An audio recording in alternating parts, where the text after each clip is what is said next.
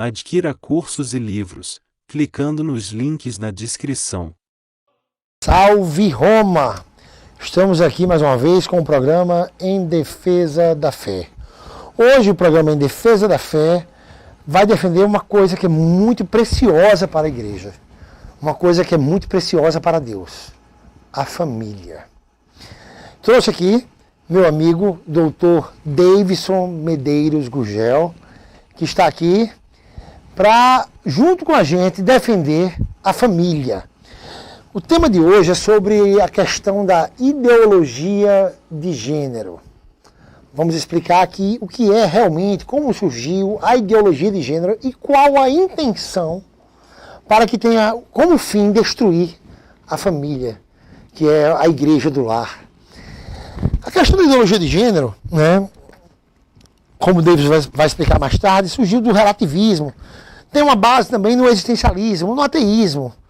Só que o ateísmo ele tem vários tipos, ele é dividido. Existe o ateísmo nihilista, existe o ateísmo existencial de Jean-Paul Sartre.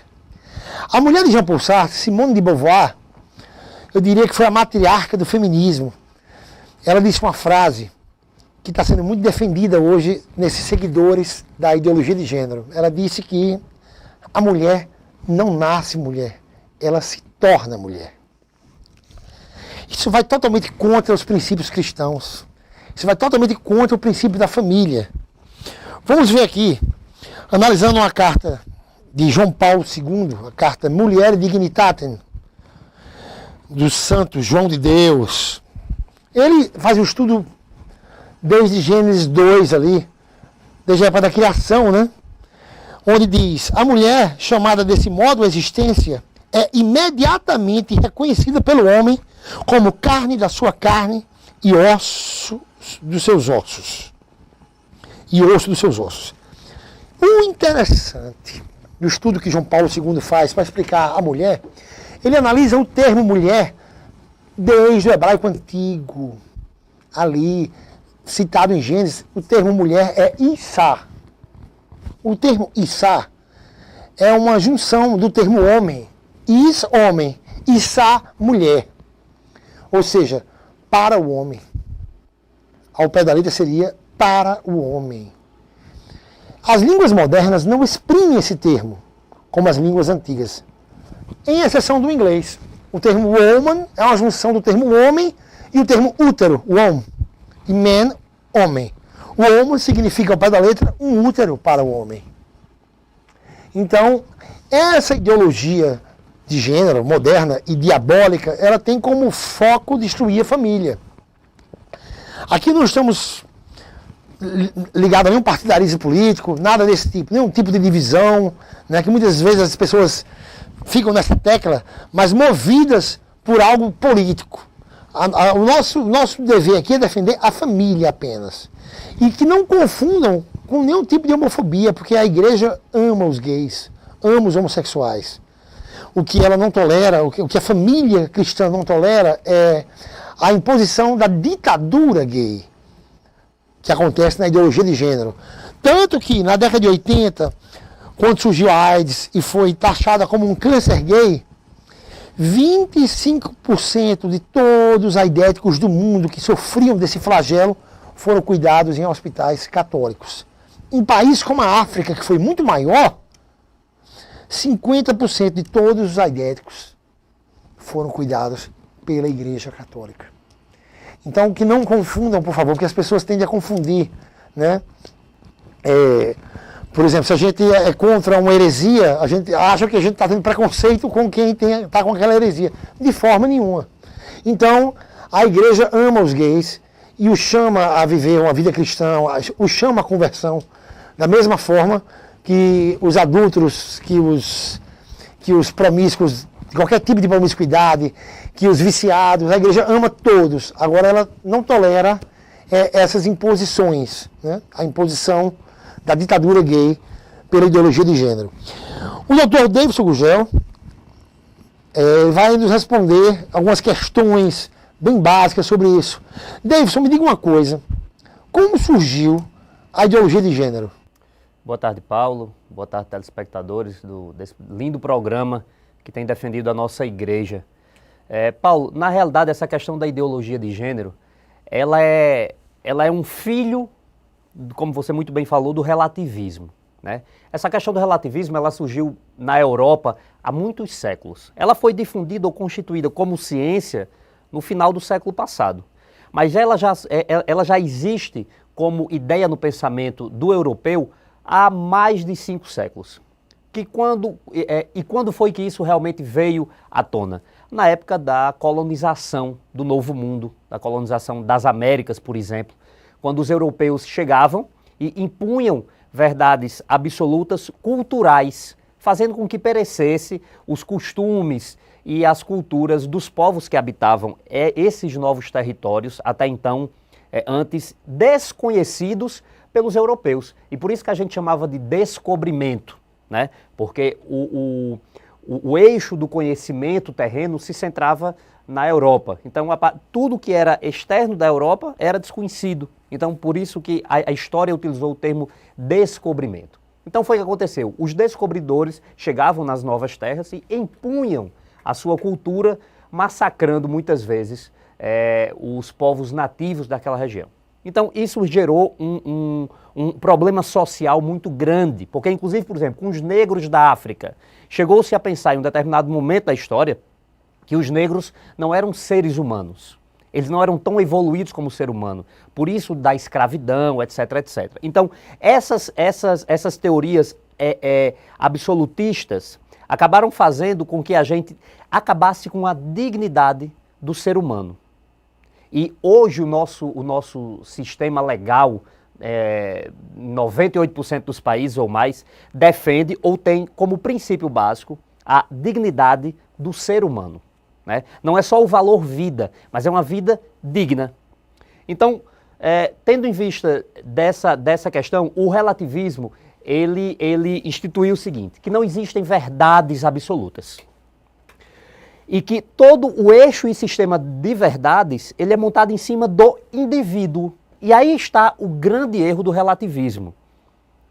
Fazendo um paralelo com a igreja, ou com Jesus Cristo veio ao mundo para ensinar quem era Deus. Porque preste atenção na beleza dos ensinamentos de Jesus Cristo, naquela época, que se tornou lei para o cristianismo, e depois que o cristianismo foi incorporado como doutrina oficial, religião oficial do Império Romano, e daí para o seguinte, de toda a Europa e dos países colonizados depois, isso tornou-se lei. Então, a questão do amor pelo irmão, já era um ensinamento judeu.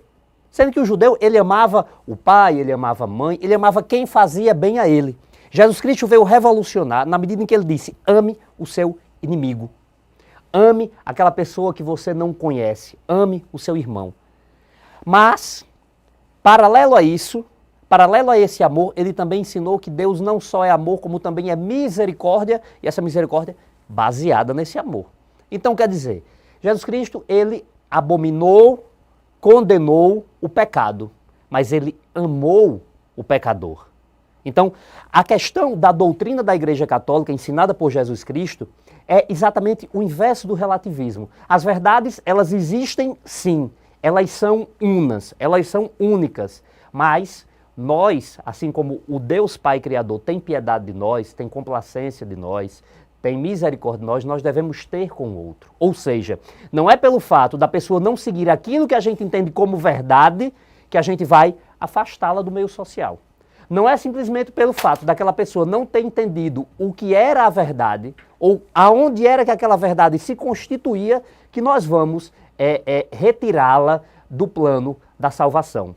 Jesus Cristo, Paulo, como nos diz a Sagrada Escritura, jantou com cobradores de impostos, dormiu na casa de prostitutas, entre outras coisas que tem relatado nos evangelhos. Então, esse Jesus Cristo, ele veio dizer assim, as verdades, elas são absolutas, sim. Entretanto, o ser humano, ele é constituído de vários aspectos. Ele é constituído da parte biológica, do que ele herda geneticamente do pai e da mãe.